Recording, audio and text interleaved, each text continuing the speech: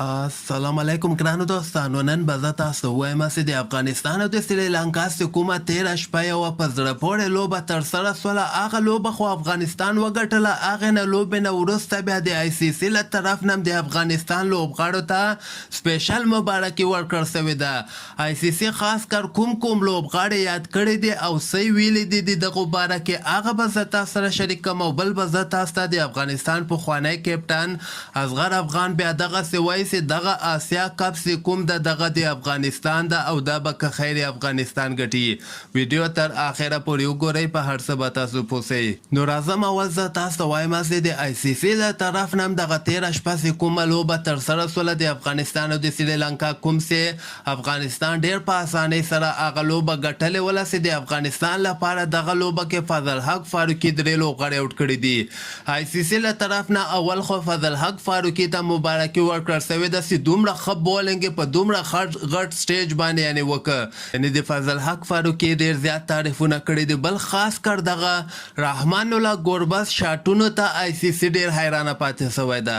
رحمان الله ګوربز چې کوم هغه د سریلانکا یو بالر ملنګه غوندې بولنګ یې کوو، هغه نه یې په یو اوور کې 20 وکه 25 رنزه واخیستل. دغه آی سی سي ډېر زیات حیرانه پاتې کړی ده چې افغانستان رحمان الله ګوربز دغه سریلانکا ته وایي ډېره سخته ماتې ورکړې ده او دوی ته یې وایي داسې شاټونه ورباندې وهلي دي چې دغه واقعا د ستایلو دي. یعنې ډېر ښه شاټونه رحمان الله ګوربز او حضرت الله زازي په دغه لوبه کې وهلي دي.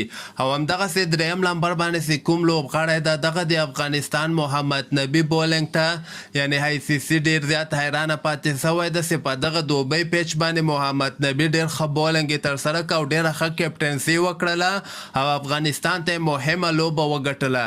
او بل طرف ته به زه تاسو ته وایم چې د افغانستان پخوانی کیپټن اصغر افغان چې کوم ده د بیا تازه دغه خبر ورکړی ده چې د افغانستان لوبغاړي دغه ته تیار دي چې ایشا کپ وګټي. یعنې دوی مینټلي دغه ته تیار سوي دي چې دغه ایشا کپ چې کوم ده دغه به که خیر افغانستان ګټي.